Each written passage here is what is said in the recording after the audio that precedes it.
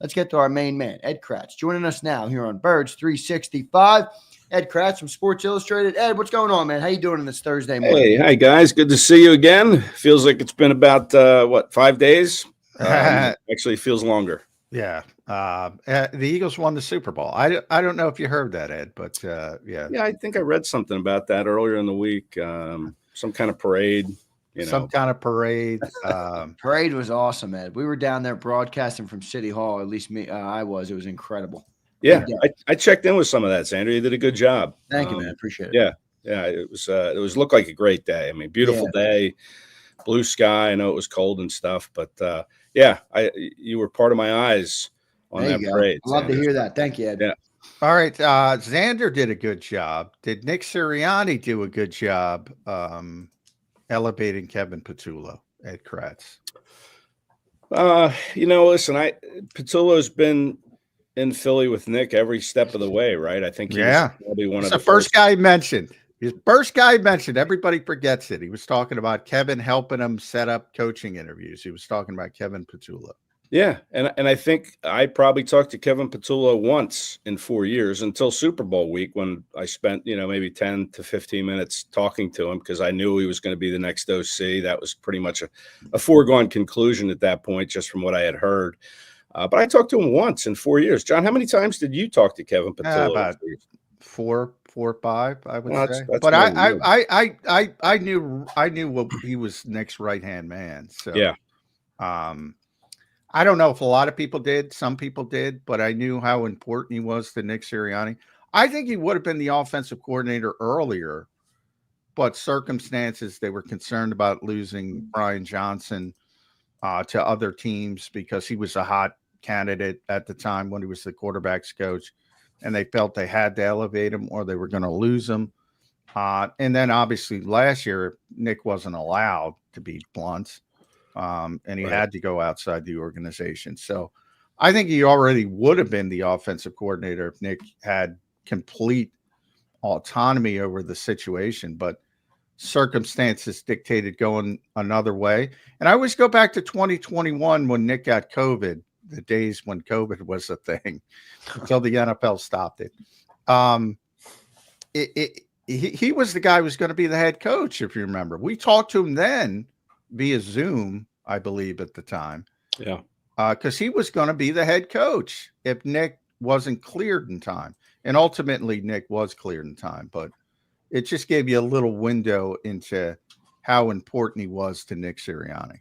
Yeah. And listen, a lot of people aren't going to like this hire just because of what you just brought up. Why wasn't he elevated sooner? And hey, the last time we went from within and promoted somebody, it was Brian Johnson, and that didn't work out well. Right. But every situation's different, and like you said, I think maybe Patullo would have gotten the job had Nick had the power to make that hire. But I thought they were fortunate to find someone like Kellen Moore last year when they went in search of another offensive coordinator when Brian Johnson got let go. They kind of were fortunate to find Kellen Moore. But, I don't really have too big of a problem with this because, again, I don't know a whole lot about Kevin Patullo. I do know from what Nick told us that he is the right-hand man. I mean, and that's one of my concerns is, are these two going to be able to, be hard on each other and be able to, make the right decision and the right call and put the right game plan together? Right. Or are they just two buddy and they won't challenge one another? I don't think that'll be the case. I think that, Kevin Patullo, when talking to him, seemed like a really bright guy in the 10 to 15 minutes I talked to him during Super Bowl week. Really seems like he's ready for this opportunity. He brings continuity. And listen, they won a Super Bowl. There's nothing wrong with continuity at this point. Last year, had you made an in-house hire after the disaster that struck at the end of the season, it probably was a problem. They were right to go outside the organization last year to bring in fresh ideas. Nick himself said the offense was stale. But there's nothing wrong with the offense now, and Kevin Patullo has been a part of this thing for 4 years, and I think it's just going to be more of the same. And he even said that he leaned on Kellen Moore with certain aspects of the offense, and Kellen leaned on Patullo. So, I think we'll see a seamless transition, and there's nothing wrong with that at this stage, in my opinion. I agree. Yeah, but I just hope that, when you're sitting there and you're in the heat of the moment and you just don't want to agree with each other all the time. You want to be able to disagree, Right. Have a healthy argument and make the right decision. You just hope that they're just Well, not. one of my favorite Nick Sirianni quotes of Super Bowl week was that he was talking about Kevin, and he said one of his jobs is to tell me when I'm acting like an asshole. And he gave Doug Nussmeier, I think it was a Doug, early in the season when they were playing that game in New Orleans, the Dallas Goddard game, when the Keystone Cock game, Dallas made the big play and they were able to win the game. Garrett Nussmeier was playing at LSU, starting quarterback, Doug's son, and Doug Nussmeier didn't want to ask Nick Sirianni, hey, can I go watch my kid play? He didn't want to do that, kind of a new coach, first year coach here. And Kevin was like, yeah, tell him, stop being an asshole, Nick, go let him watch his kid. I think that's a good indication that they have that kind of relationship. Right, that they can talk. I mean, John, what it reminds me of is what you just said in the opening. Being honest with yourself. It's one of the hardest things to be in the NFL, and I think that's a part of this, right? If you can be honest with each other and speak openly about problems or things, then I think that's a good thing. Yeah. And like I said, I was impressed in talking to Kevin Patullo. He seemed like a very organized, very bright, very intelligent guy. And he talked a lot that day when I spoke to him in New Orleans about how he likes building relationships with players, which is what Nick's one of his pillars is that connection aspect. And, Kevin Patullo talked about that, building relationships. He said, listen, I can have tough conversations with players too. And sometimes they thank me for, hey, thank you for having that talk with me because it helped me. So, he's not going to just sugarcoat things with these players. He's going to be tough. He's going to draw the line between being your friend and being your coach. And he talked about relationships that he still has to this day with players like Ryan Fitzpatrick. We all know Ryan Fitzpatrick. He seemed to beat the Eagles every time they played him. He was in this league for 18 years or so. And, he's still close with T.Y. Hilton from their time together with the Colts. So, I think Jalen Hurts, that's really the thing you have to wonder at this point is how is he going to accept this? And I think he'll be fine with it. We all make a big deal out of him having 5 different offensive coordinators in 6 years, or this will be his 5th. But I think because him and Patullo have a history, they've worked together since 2021. Right. I think Jalen will have a lot of trust and faith in whatever it is that Patullo is going to call on game day, and that's an important part of this as well. Ed, let me ask you this. I'm always fascinated when you get a new coaching hire like this, and I kind of went back last night. I'm looking at Patullo's history, and the one thing I think is a fair concern. I thought John had a good response for it. I'll see what you have to say. Is all the stops these coaches make, and these are hardworking guys, man. It's tough to be a coach in this world. You're bouncing around new cities, new teams, all sorts of different things over and over again. And at every stop, he's never been a play caller. He's never called plays. Now, you have kids, Ed. Imagine your kid turns 16 years old. He's got to go and pass his driving test. Instead of giving him the Toyota Camry, you show up in the Lamborghini. Do you trust the 16-year-old, the rookie, to drive an offense like this? I don't know. Is that any concern for you that he's never called plays and he's inheriting this high-powered, great offense with skilled players everywhere? Ed's been hiding that Lambo from me. I want to see the Lambo. No, go ahead. Yeah. I wish I had a Lambo parked in the garage, but that's a legitimate concern, the play calling, for sure. He's never done it, but there's a first time for everything, right? Someone has to be able to do something for the first time if you're going to either succeed or fail at it. And I think having been around play callers for, at least these last 4 years here in Philadelphia, as a passing game coordinator, I'm sure he's had some input into devising the game plans and this and that, but has he actually had to do it in the heat of the moment? No, but you have to trust somebody, whether it's your 16-year-old kid getting behind the wheel for the first time with his, driver's license still kind of wet from being printed out. You're going to have to trust them. And that's how I feel about Kevin Patullo is you're going to have to trust him. You're going to have to trust somebody at this point as a first time, play caller or whatever it is. So, Yeah, I don't really have a problem with him being a first-time play caller, and it's really there's more to it than just calling plays. You know, your players have to go out and execute that play call. You know, like he could call a perfect play, and you know Jalen Hurts overthrows AJ Brown deep, and you know, and then it looks like a bad play call because it didn't get executed properly. So that's part of it, the play calling, but your players have to execute what's called too. And I think if he was coming into a situation like, you know, going into the Tennessee Titans, who had 2 or 3 wins last year, they're picking first in the league, and he's inheriting this offense this is just dreadful, then maybe it would be a concern. But he's been around this offense for 4 years. It's a high-powered offense. It's hard to screw that up. So I wouldn't expect him to have too many missteps along the way here. I think he'll grow into the role. Might take him a little time, but I think his relationship with Jalen Hurts will help that evolution and that trust to build. Now, Jalen was asked about Kevin Patullo at cleanout day. Giant mass of humanity around him. We all kind of knew by that point Kevin was going to get elevated. And Jalen was kind of Jalen. It wasn't the ringing endorsement, but that's sort of Jalen, right? He doesn't do that kind of thing, but a lot of people took it in a negative way.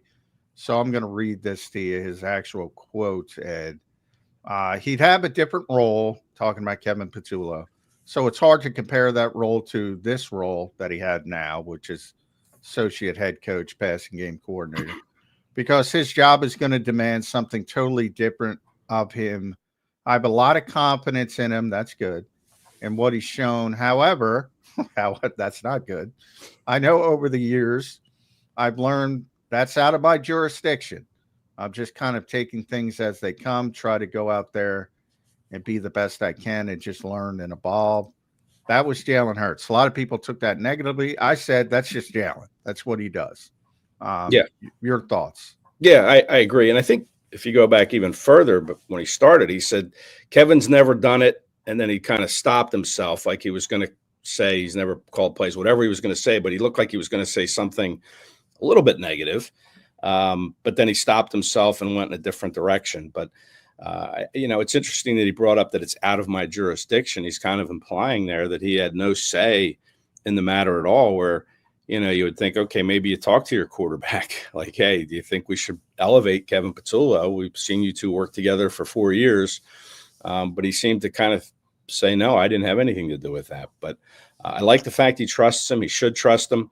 He also talked about Kellen Moore, I think, in that quote about how Kellen really helped him develop. He admitted that it took a couple games for that to happen, for them to kind of get on the same page. I don't think we'll see that with Patullo. I think they'll come out on the same page right out of the gate because they've been around one another. And I don't think Kellen's going to change, or Patullo is going to change this offense very much. I think it's just going to kind of be status quo, and they'll just continue to operate at the level we've seen. They've got a great offensive line. They've got a Super Bowl MVP quarterback now, playing with a lot of confidence.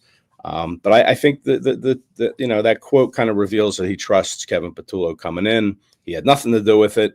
He's going to miss Kellen Moore, but he's ready to start with Kevin Patullo. Parks Brazier. I'm going to be honest, Ed. I don't know him from Adam. Never met him. But I do know he worked with Nick Sirianni in Indianapolis. And that to me is a good sign, because I think if you're going to hire somebody to be your head coach, and he's won a Super Bowl, and he's been to 2 Super Bowls, and he's made 4 consecutive postseasons, I think he should be allowed to do what he wants to do. So from that perspective, I think if he wants Parks Brazier to be the passing game coordinator, let him have Parks Brazier to be the passing game coordinator. That's kind of how I look at it. Yeah, he's giving a guy a shot, a guy that he knows, a guy who knows Patullo. They were together in Indianapolis too. Only 33 years old, Parks Brazier, was with the Dolphins last year. He was the offensive coordinator for the Carolina Panthers in 2023, I think, when Frank Reich was there. Again, their connection from Indianapolis. Things didn't work out with Frank Reich. Bryce Young was a disaster in his rookie season, so he was let go. But, you know, he's got some experience, and I think just that familiarity with the head coach, and now you're new offensive coordinator will help. But you're right. I've never talked to Park Frazier. Not sure how often I will. I mean, I talked to Kevin Patullo, like I said, once before the Super Bowl, maybe twice. But yeah, we'll see how that all develops. But I think the familiarity between the three of them will help in some form. Now, again, it could work against them if they're not going to push back on what somebody might be saying at the time. You have to be able to have these healthy debates and arguments, and I think they will. But Parks Frazier, we'll see. He's a young guy. He's being given a big opportunity here to come in, like Zander said, with this high-powered offense and keep it humming smoothly. Yeah, and we'll see how it all plays out. And one of the things I mentioned to John in the open that I feel as though should be a natural progression as Jalen evolves and ages and becomes, I think he's a veteran player now. He's not a young quarterback anymore. He's been here, going on his 5th year starting. I think it's got to become more his offense too. I don't want a situation where every time you're good, a new offensive coordinator comes in and, okay, Jalen, this is what we're going to do this year with a new playbook. I'd like to see Jalen, and I think he is, to his credit. I think he's taken more ownership of the offense, and I think that's the right development if that is true. So that brings me to the quarterback coach, okay? Do you guys have anybody in mind on quarterback coach? I think it's going to be an important hire. What do you guys think about that? Ed, what do you think about that? Any inkling on which way they're going to go there? And then your thoughts on Jalen kind of taking ownership of the offense a little bit more?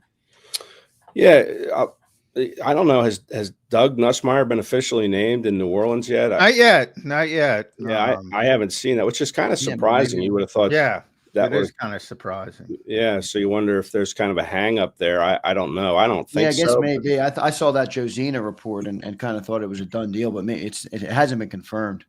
No. Yeah, maybe today we get news that he's going to be named the OC, and as far as a quarterback's coach goes, I don't think there's really anybody in-house that I can think of off the top of my head. John, maybe you can, but I can't think of anybody. No, they don't have an assistant. They had an assistant when Brian was here with Alex Tanney, and he got elevated once Brian got the OC job, but they don't have an assistant quarterback's coach. They did not under Doug Nussmeier. So in theory, that I know they love Gerard Johnson. They seem to always interview him.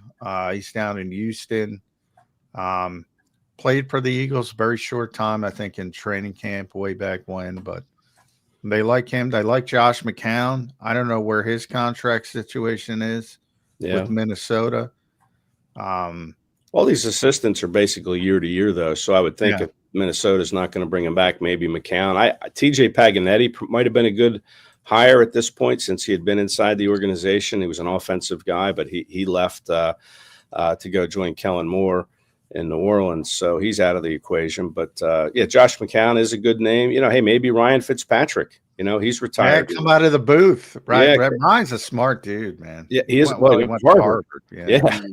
He's seen a lot of football too. He's got this great relationship with Kevin Patullo. According to Kevin Patullo, they still stay in touch. So maybe he would be someone that could come in and be a quarterback's coach for Jalen Hurts. But there's where I think you want some input from the quarterback. I mean, that's the guy who's working with him on a daily basis, day to day. And I think you should advocate for Jalen Hurts, and but there's a give and take there, because you don't want somebody who's just going to be his friend. That was the whole thing with Brian Johnson, versus somebody's going to push him and coach him hard. He's always indicated he's a coach's son. He wants to be coached hard, but that's going to be an important role. Like, that role to me is a hell of a lot more important than bringing in Parks Frazier as the passing game coordinator. Right. The guy working every day with Jalen Hurts and those mechanics and things like that. Yeah. And listen, Doug Nussmeier obviously did a good job. Hurts, we saw him improve, but your second part of that question, Zander, about Jalen Hurts and, this becoming more his offense, I think we kind of saw that happen under Kellen Moore. I think Kellen gave him the autonomy to read a defense and check. And I think Jalen's improved in that part of it. We saw him check out of things and into different plays that were successful for for him. So I think that, he's gotten to that point where, yeah, this is my offense. And if I see something I don't like, I'm comfortable enough to change a play at the line of scrimmage. I think that long touchdown that Saquon Barkley had against the Rams, that 78-yarder, he initially checked out of that play, and then he looked at Barkley, and then he checked back into that play, and they ran it, and it went for 78 yards. So, I think we are seeing this becoming more of Jalen Hurts' offense. And maybe that's why they like Kevin Patullo too, is because it's just going to continue to be this offense that Jalen Hurts is getting more comfortable with, where he can go to the line and change the play if he wants. And we've seen them do that many times. So I think we're going to see that continue. All right, off the coaches for a second. Free agency, you talked about that 78-yard run. It makes me think about Mekhi Becton and what he was and how he helped, especially in the running game. Just that big physical presence. How many times you see on those long runs, it was Mekhi kicking out some kind of pancake block. They got 4 big free agents, the big 4. Mekhi's one of them. Zach Bond, most notably, Milton Williams, Josh Sweat.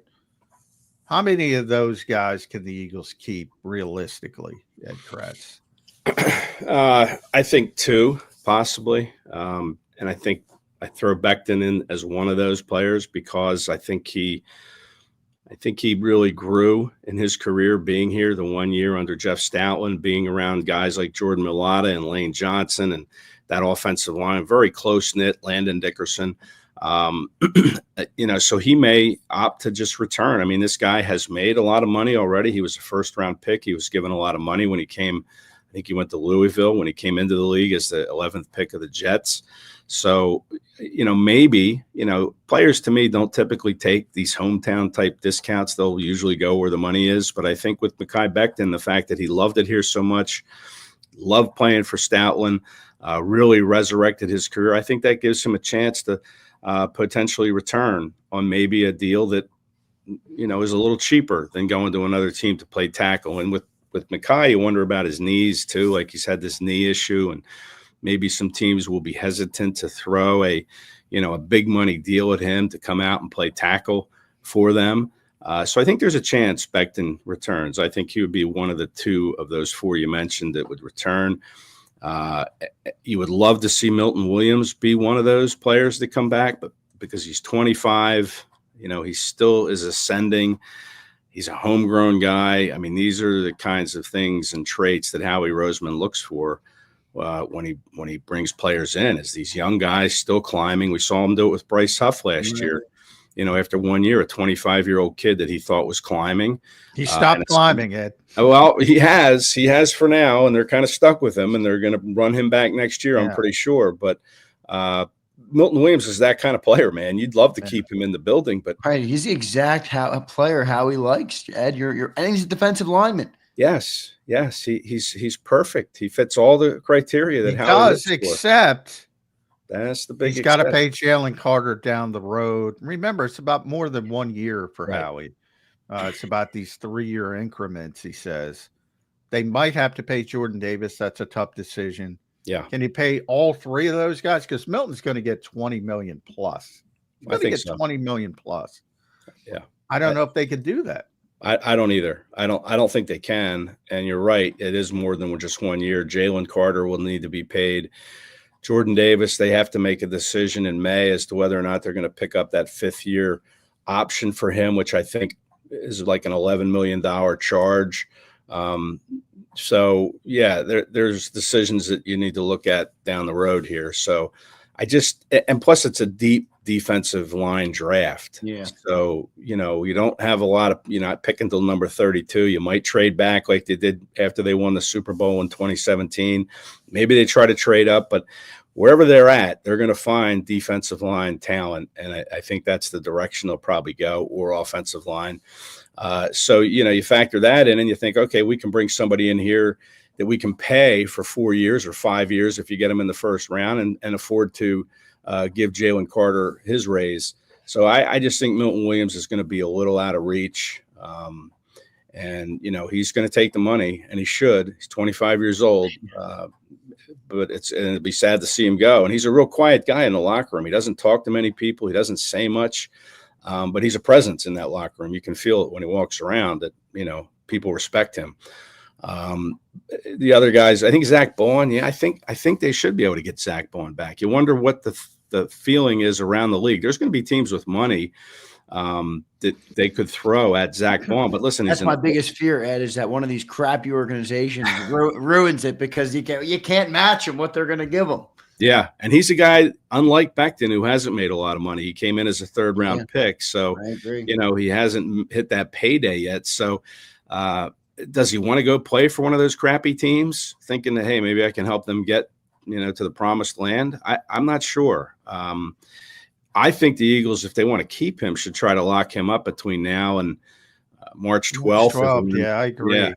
Can't let him hit the open market. Right, exactly. You have to see, hey, listen, again, Vic Fangio resurrected his career, found the right fit in his defense to utilize him. And boy, when you go back and look at some of the plays Bowen made throughout the course of the season, that guy, he was all over the field. Somebody sent me his highlight reel the other day, and I watched it. I was like, man, I forgot some of these plays. He was unbelievable this year. And it was week 1 through the Super Bowl. It was so consistent. It was like he made a big play almost every week. It was unbelievable. I know. And listen, he's an older guy, right? I think he's going to be 29 at some point this year, who's only had the 1 year of success. So how will other teams view him when they start figuring out what direction they're going to go in free agency? We know how the Eagles view him. I mean, this guy, to me, is invaluable, and you need to bring him back. And what's that going to look like? Is it going to be 3 years, $15 million a year? Maybe that's a little high. Maybe they get him for $13 million. It's amazing that COVID, man, because he's coming really. He was coming off his rookie contract last year with the Eagles. So yeah, and he's already, as you mentioned, he's going to be 29 next December. Okay, yeah. Normally he'd be Milton, 25, and you're like, all right, shooting star, but yeah, he's almost 30. So that's got to be. That might help the Eagles. And the other thing I think helps the Eagles is you say to Zach Bowen's agent, "You guy had a great year. I think our defensive front helped him out. Helped him out quite a bit. He's not going to be playing behind Jalen Carter in Jacksonville or one of these other teams that's going to pay you big money. So I don't know. It is an interesting one to see how that's going to play out, though. Yeah, exactly. That's why I think you got to lock him down before March 12th. Yeah, because the Eagles can say that, but somebody comes with $20 million. Guess what? Zach Bowen's leaving, so they better get him done before March 12th, as Ed says. Now, Josh Sweat's the one guy I think he's gone. I think he's gone. The Eagles made him take a pay cut last year to come back, and Josh. I don't think I saw Josh in the locker room once this year. I don't think he can even get to his locker. It's the messiest locker. It's not Michael Bennett level, but great guy. But I don't think there's acrimony, but I think that sticks with a player. And it's like, I showed you, I bet on myself.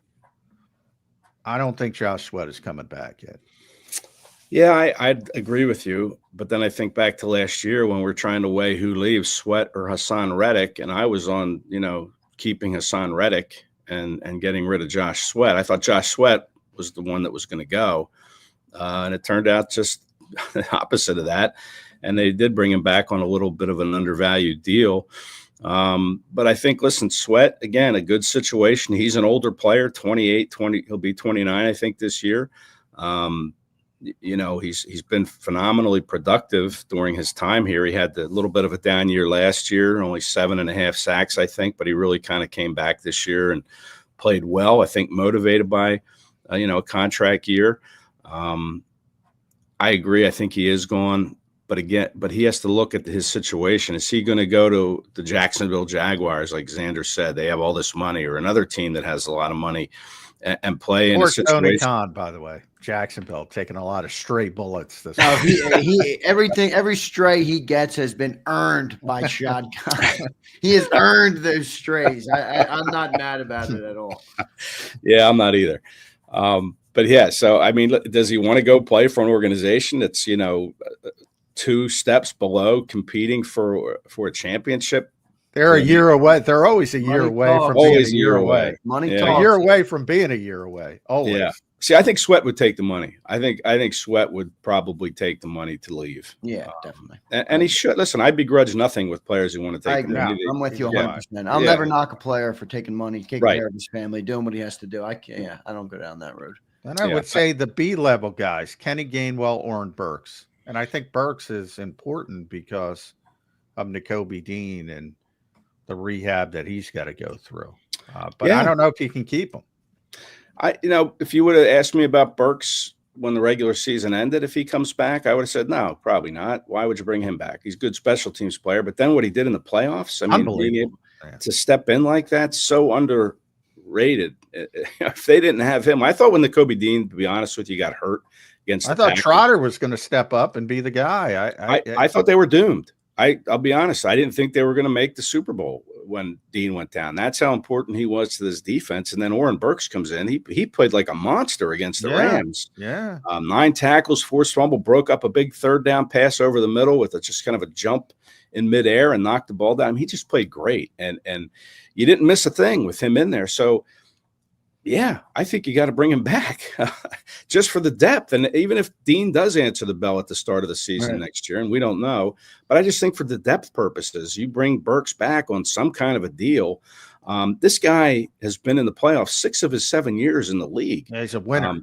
He's a winner, right? He's good in the room. And it's what a great story. I mean, they cut him after coming out of training camp and then brought him back. So listen, I think he's played his way into maybe a 2-year type of deal. I agree.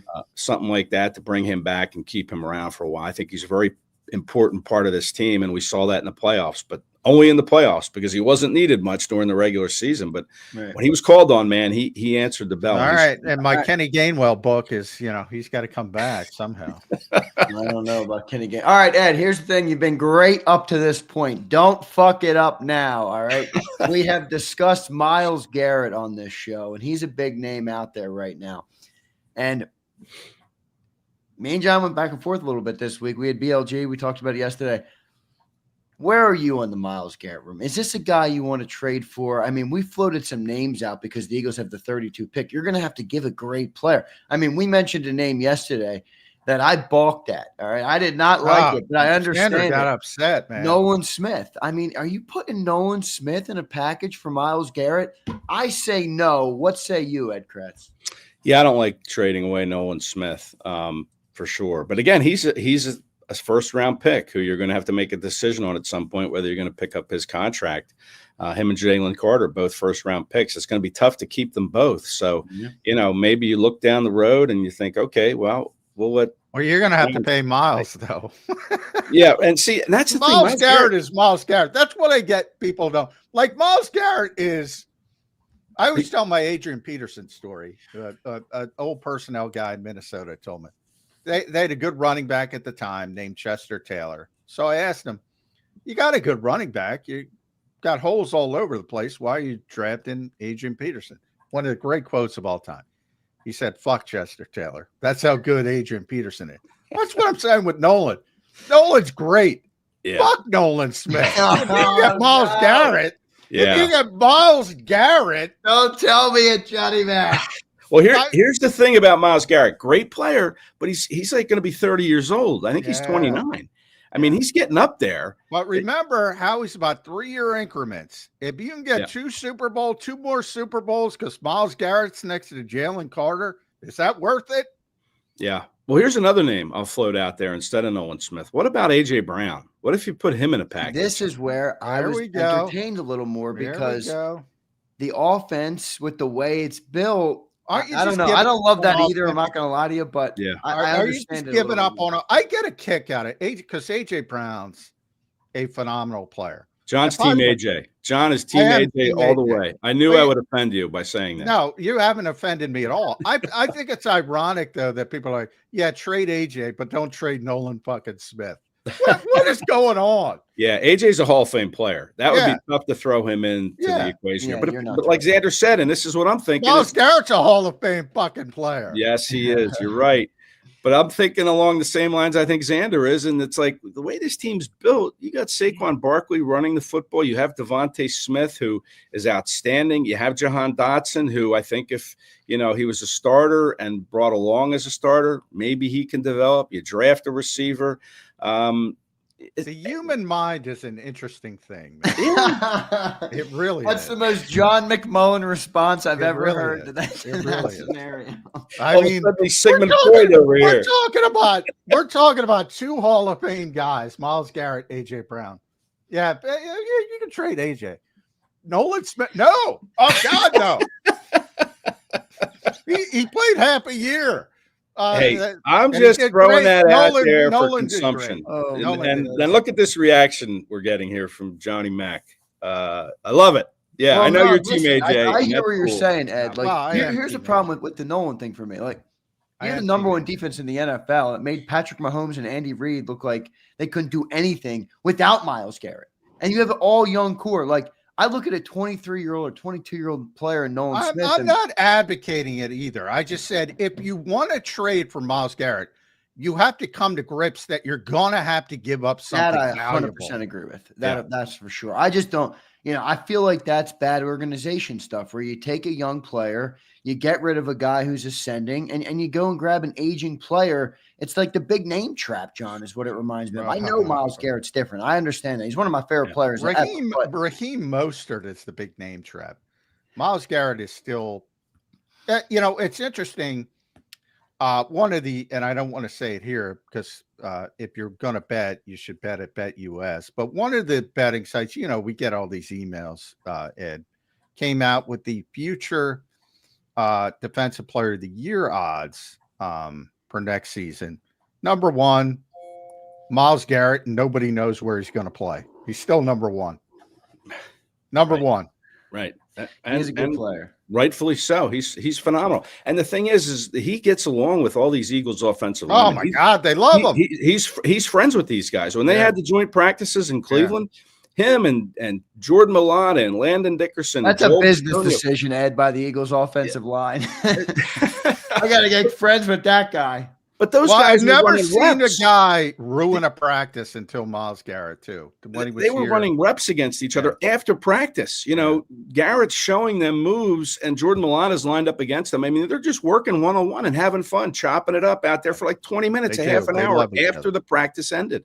So, and he's even come out and say he would love to play in Philadelphia. Yeah. Now, I would love to see it happen. I just don't know if it's possible it can happen. But again, we're talking about a magician here in Howie Roseman. If he really wants the player, he's going to go find a way to get it done. 2 ones. This year's one, next year's one, and Nolan Smith. Are you doing the deal? Well, I would probably do the deal because you're getting a younger player. Johnny Mack already won you over, Ed. No, already. But what's the value of those number one picks? Nothing. 32nd, and they're going to be good next year, so it's going to be 28 to 32. Say. Right, exactly. So that's why I would do it because my picks are at the end of the first round, and you're going to have to pay these first round picks a lot more money than you would second through 7 round picks. So you're going to have to save some money. With Garrett coming into the fold. That's why I would do it because your picks don't mean anything. Do you really want a first round pick to pay him more money than you would a second round pick? So I would probably do that deal, Zander, Nolan Smith, but I'd rather throw AJ Brown. You're a smart man. I'd rather sub AJ Brown than Nolan Smith. Hey, if you got to sub in AJ, sub AJ Brown. I ain't giving you. I'm not giving you 2 1s and AJ Brown. No way. I think it's hilarious that people are.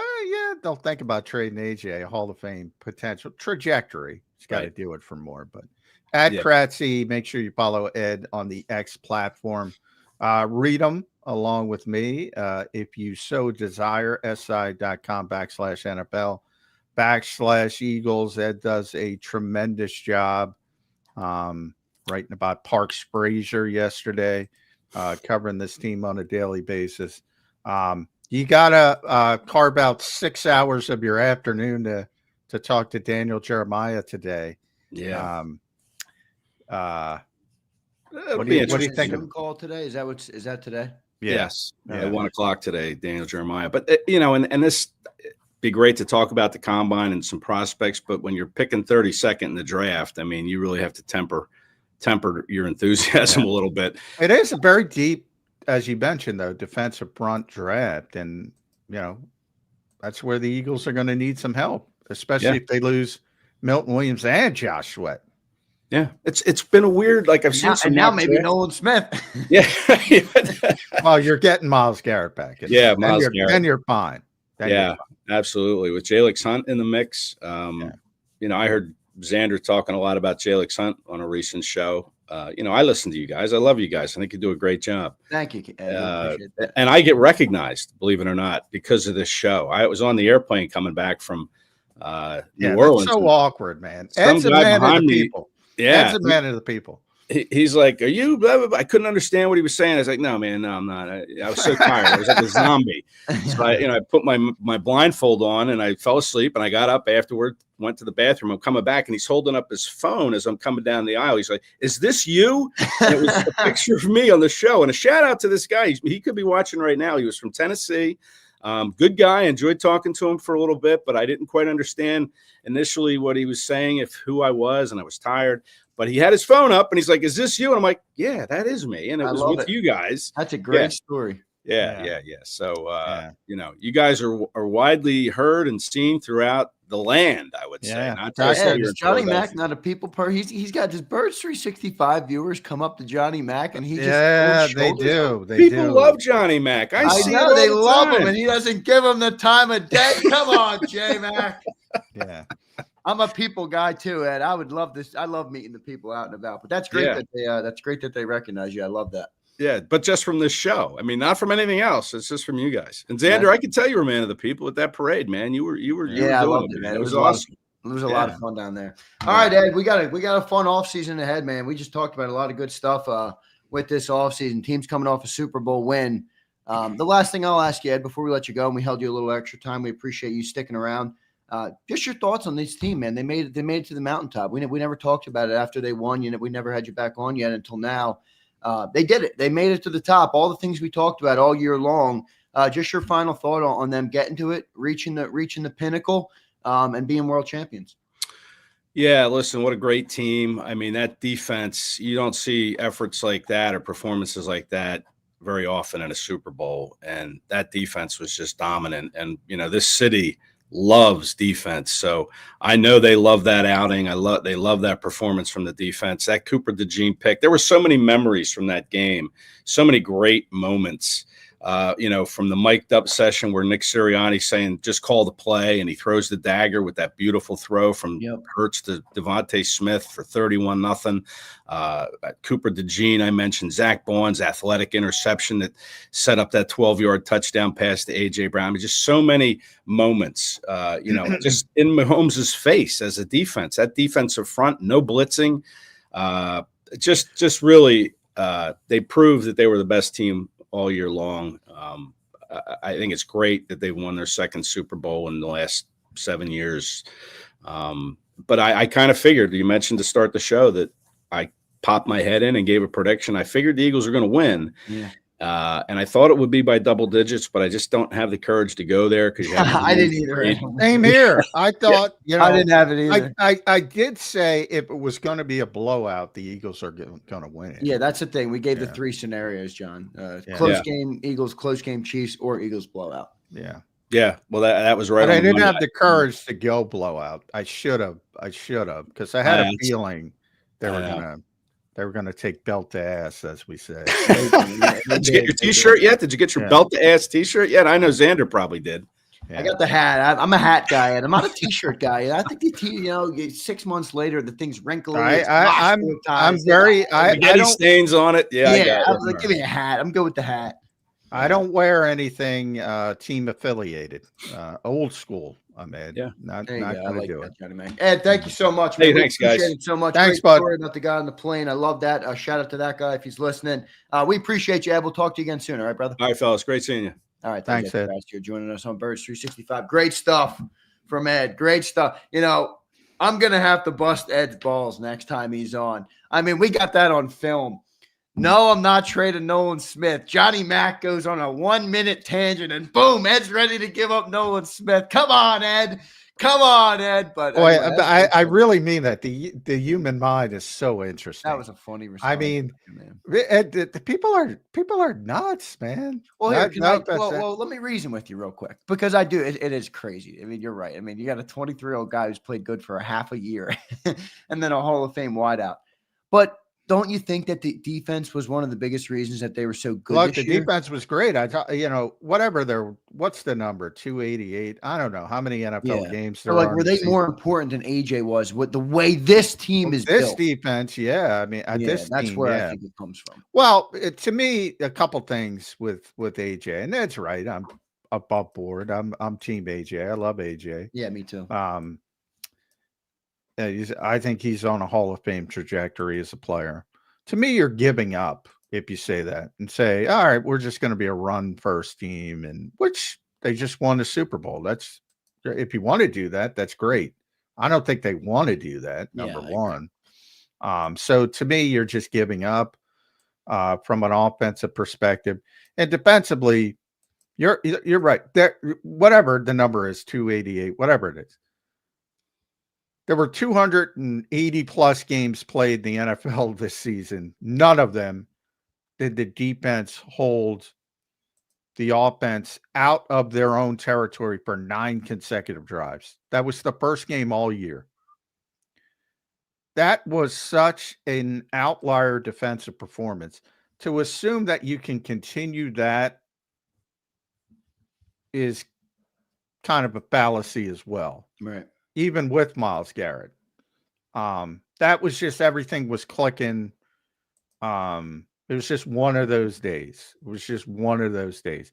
You can't point to that game and say, look at the defense and say, we're going to expect this move. You saw it all year. It was the number one defense in the NFL, but there were moments, where guys are moving the football, and you just can't count on that kind of dominance. And again, to do it, it's interesting because, as Ed said correctly, Philadelphia loves defense, but they love it with blitzing. And they didn't blitz once. You can't count on that either. Right. So it was just a wonderful performance on the biggest stage for 60 minutes, but that doesn't mean that's going to continue like that unabated. So I think you have to be realistic when it comes to that as well.